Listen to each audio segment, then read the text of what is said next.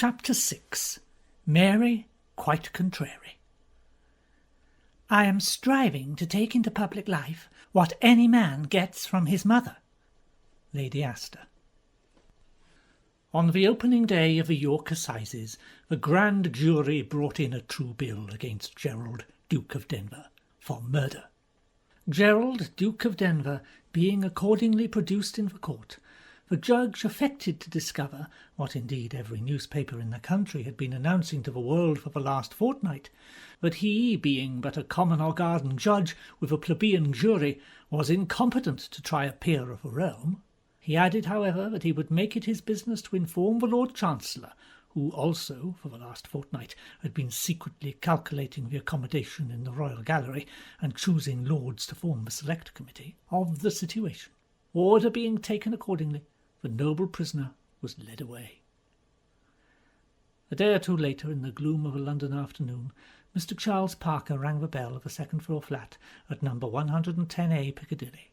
The door was opened by Bunter, who informed him with a gracious smile that Lord Peter had stepped out for a few minutes, but was expecting him, and would he kindly come in and wait. "We only came up this morning, sir. We're not quite straight yet, if you'll excuse us. Would you feel inclined for a cup of tea?" Parker accepted the offer, and sank luxuriously into a corner of the Chesterfield. After the extraordinary discomfort of French furniture, there was solace in the enervating springiness beneath him, the cushions behind his head, and Whimsy's excellent cigarettes. What Bunter had meant by saying that things were not quite straight yet, he could not divine. A leaping wood fire was merrily reflected in the spotless surface of Black Baby Grand. The mellow calf bindings of Lord Peter's rare editions glowed softly against the black and primrose walls. The vases were filled with tawny chrysanthemums. The latest editions of all the papers were on the table, as though the owner had never been absent. Over his tea, Mr. Parker drew out the photographs of Lady Mary and Dennis Cathcart from his breast pocket. He stood them up against the teapot and stared at them, looking from one to the other, as if trying to force a meaning from their faintly smirking, self-conscious gaze. He referred again to his Paris notes, ticking off various points with a pencil. "Damn, damn, damn, damn," he said, gazing at Lady Mary. The train of thought he was pursuing was an extraordinarily interesting one. Image after image, each rich in suggestion, crowded into his mind. Of course, one couldn't think properly in Paris. It was so uncomfortable, and the houses were central heated. Here, where so many problems had been unravelled, there was a good fire. Cathcart had been sitting before the fire. Of course, he wanted to think out a problem. When the green-eyed cat sat before the fire, one sank right down into a sort of rich black velvety suggestiveness, which was most important. It was luxurious to be able to think as lucidly as this, because otherwise it would be a pity to exceed the speed limit, and the black moors were reading by so fast. But now he had really got the formula, he wouldn't forget it again. The connection was just there, close, thick, richly coherent. "The glass-blower's cat is Bumpstable," said Mr. Parker, aloud and distinctly.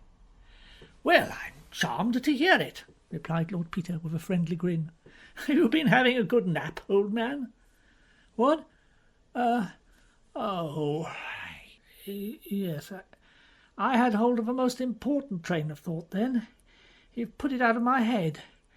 What was it? Cat. You said the glass-blower's cat is Bumpstable. It's a perfectly ripping word, but I don't know what you mean by it." "Bumpstable?"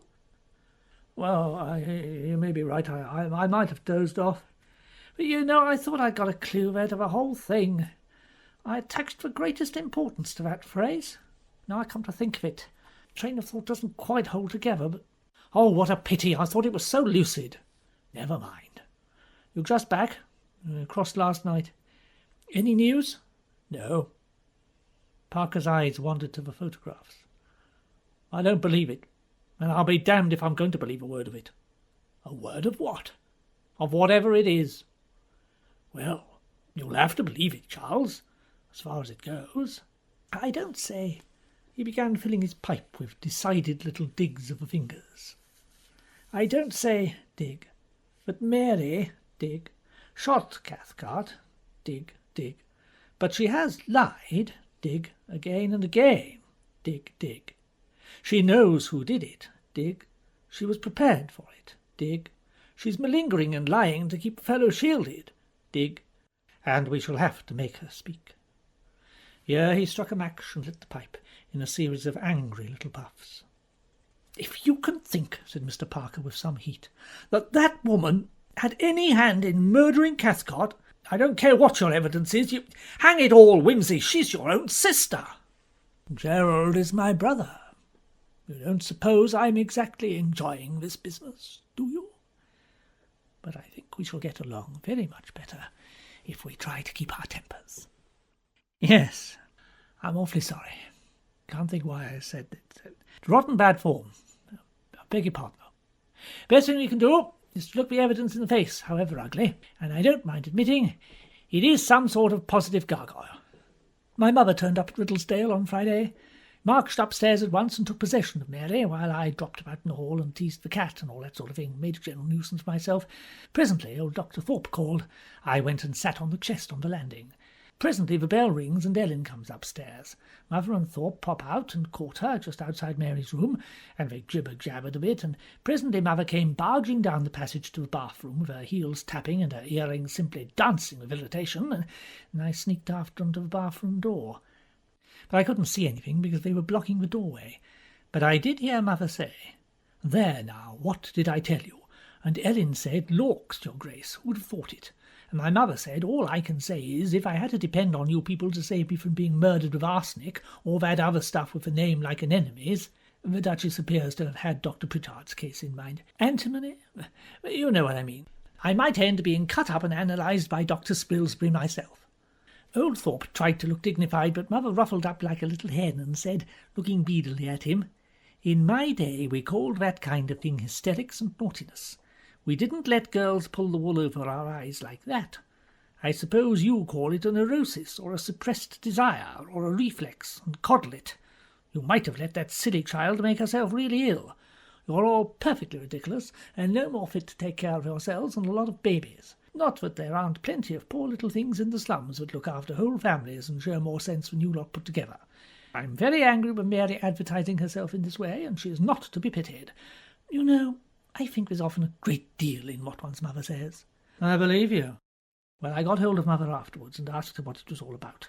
She said Mary wouldn't tell her anything about herself or her illness, just asked to be let alone. Then Thorpe comes along and talks about nervous shock. Said he couldn't understand these fits of sickness or the way Mary's temperature hopped about. Mother listened and told him to go and see what the temperature was right now, which he did, and in the middle Mother called him away to the dressing-table. But being a wily old bird, you see, she kept her eyes on the looking-glass, and nipped round just in time to catch Mary stimulating the thermometer to terrific leaps on the hot water bottle. Well, I'm damned. So was Thorpe. All Mother said was that if he wasn't too old a bird yet to be taken in by that hoary trick, he'd no business to be getting himself up as a grey-haired family practitioner. So then she asked the girl about the sick fits, when they happened and how often, and was it after meals or before, and so on. And at last she got out of them that it generally happened a bit after breakfast and occasionally at other times. Mother said she couldn't make it out at first because she'd hunted all over the room for bottles and things, till at last she asked who made the bed, thinking Mary may have hidden something under the mattress. Ellen said she usually made it while Mary had her bath. It transpires that the bath was just before breakfast. Calling them all nincompoops, Mother trailed into the bathroom, and there, sitting up quietly on the bathroom shelf among the bath salts and Elliman's embrocation, was the family bottle of ipecacuanha, 3/4 empty. Well, according to Mother. How do you spell ipecacuanha? Mr. Parker spelt it. Damn you! I did think I'd stumped you there. I believe you went and looked it up beforehand. No decent-minded person would know how to spell that out of his own head. Anyway, as you were saying, it's easy to see which side of the family has the detective instinct. Well, I didn't say so, I know. Why didn't you? I think my mother's talents deserve a little acknowledgment. I said so to her, as a matter of fact. She replied in these memorable words. My dear child, you can give it a long name if you like, but I'm an old-fashioned woman, and I call it motherwit.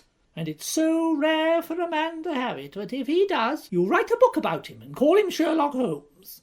However, apart from all that, I said to Mother, in private of course, It's all very well, but I can't believe that Mary has been going to all this trouble to make herself horribly sick and frighten us, just to show off.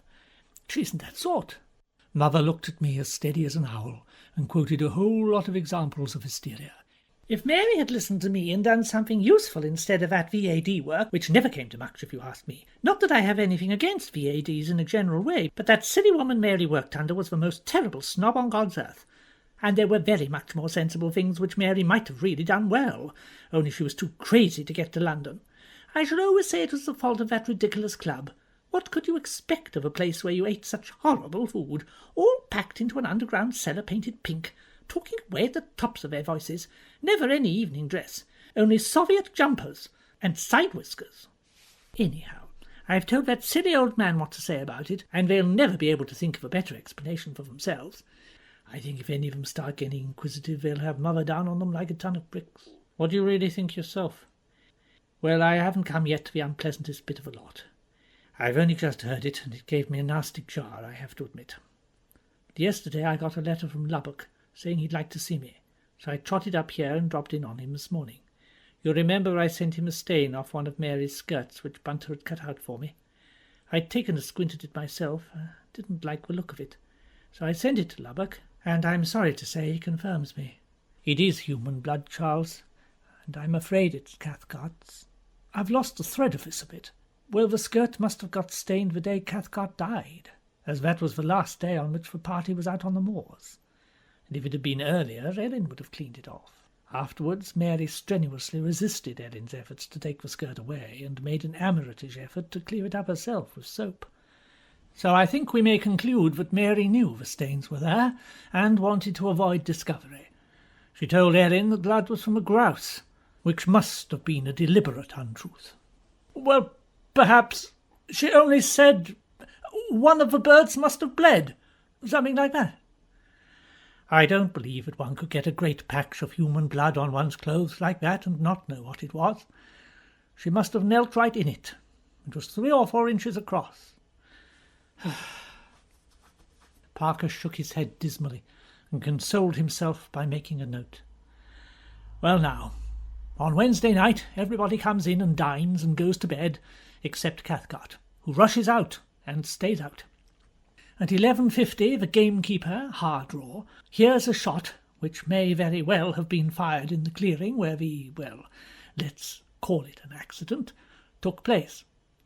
The time also agrees with the medical evidence about Cathcart having already been dead 3 or 4 hours when he was examined at 4:30. At 3 a.m. Jerry comes home from somewhere or other and finds the body. As he is bending over it, Mary arrives in the most apropos manner from the house, in her coat and cap and walking shoes. Now, what is her story? She says that at 3 o'clock she was awakened by a shot.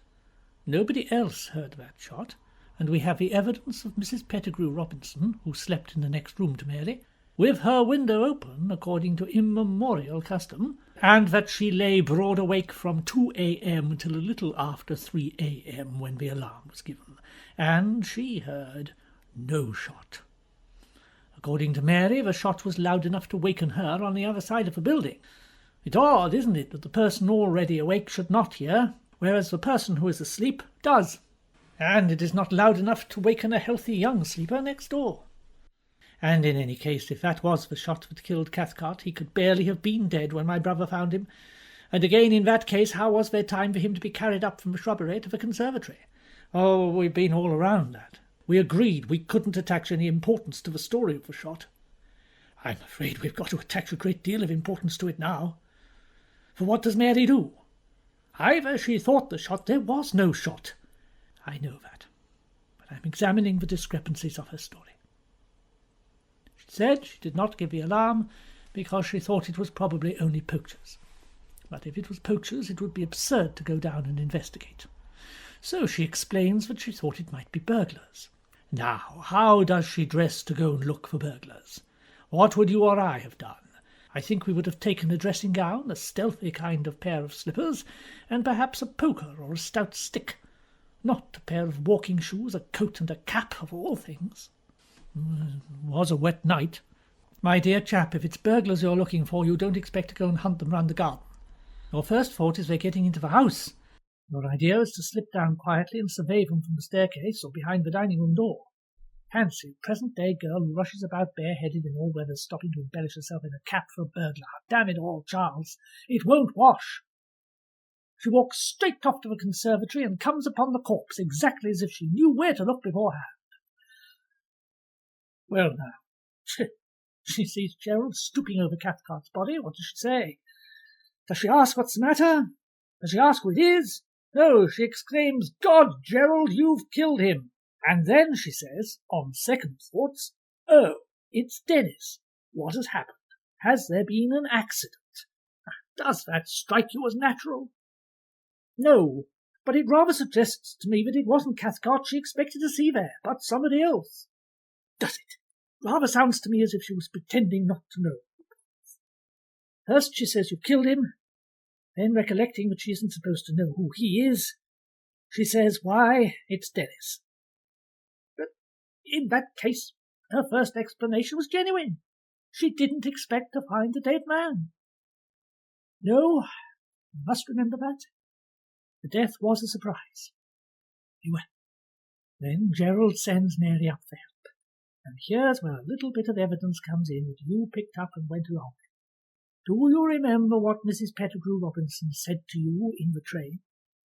About the door slamming on the landing, you mean? Yes. I'll tell you something that happened to me the other morning. I was bursting out of the bathroom in my usual breezy way when I caught myself a hell of a whack on the old chest on the landing. The lid lifted up and shut down, plonk. And that sound gave me an idea. I thought I'd have a squint inside. I'd got the lid up and was looking at some sheets and stuff which were folded at the bottom, when I heard a sort of gasp. There was Mary, staring at me as white as a ghost. She gave me a turn, by Jove, but nothing like the turn I'd given her. She wouldn't say anything to me, got hysterical, so I hauled her back to her room. But I'd seen something on those sheets. What? Silver sand. Silver, don't you remember? Those cacti in the greenhouse. The place where somebody'd put a suitcase or something down? Yes. Well, there was a lot of silver sand scattered about, the sort people stick round some kinds of bulbs and things. And that was inside the chest too. Yes. Now, wait a moment. After the noise Mrs. Pettigrew Robinson heard, Mary woke up Freddie, and then the Pettigrew Robinsons. And then what? She locked herself in her room. Yes. And shortly afterwards she came down and joined the others in the conservatory, and it was at this point everybody remembered noticing that she was wearing a cap and coat and walking shoes over pyjamas and bare feet. So you're suggesting that Lady Mary was already awake and dressed at 3 o'clock, that she went out by the conservatory door with her suitcase, expecting to meet the murderer of her... Oh, damn it, Whimsy! We needn't go as far as that. We decided she didn't expect to find Cathcart dead. No? Well, she went presumably to meet somebody. Shall we say pro tem she went to meet number 10? I suppose we may as well. When she turned on the torch and saw the Duke stooping over Cathcart, she thought, by Jove, Whimsy. By Jove, I was right after all.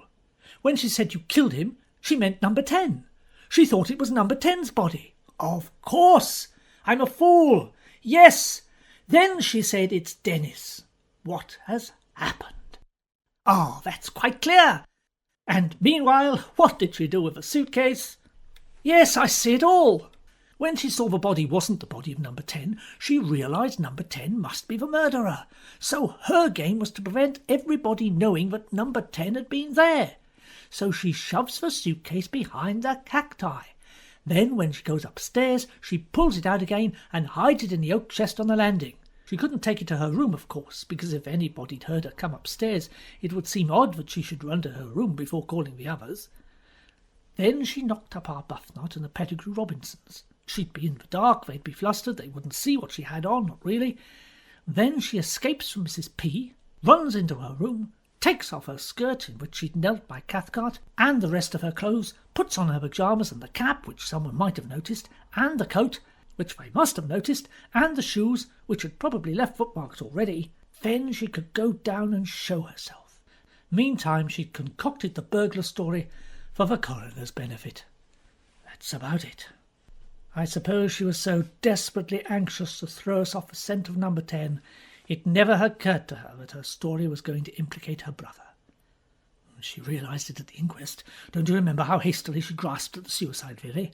And when she found that she was simply saving number 10 in order to hang her brother, she lost her head, took to her bed, refused to give any evidence at all. "Well, what else could she have done, poor girl?" asked Parker. He had been growing almost cheerful again. "Anyway, she's cleared. After a fashion. But we're not out of the woods yet, not by a long way. Why is she hand in glove with number 10, who is at least a blackmailer, if not a murderer? How did Gerald's revolver come on the scene? And the green-eyed cat? How much did Mary know of that meeting between number 10 and Dennis Cathcart? And if she was seeing and meeting the man, she might have put the revolver into his hands at any time." "No, Whimsy, you can't think such an ugly thing as that. Hell, I will have the truth of this beastly business if we all go to the gallows together." "Excuse me, my lord, a telegram." "What?" "Thank you, Bunter. Party traced London, seen Marylebone Friday. Further information from Scotland Yard. Police Superintendent Gosling, Ripley." "Well, what a good egg. Now we're getting down to it. Stay here, there's a good man, in case anything turns up, and I'll run down to the yard now. We'll send you up dinner. Tell Bunter to give you a bottle of the Chateau Yquem. It's rather decent. So long." "But what—" "Well, if that doesn't beat all.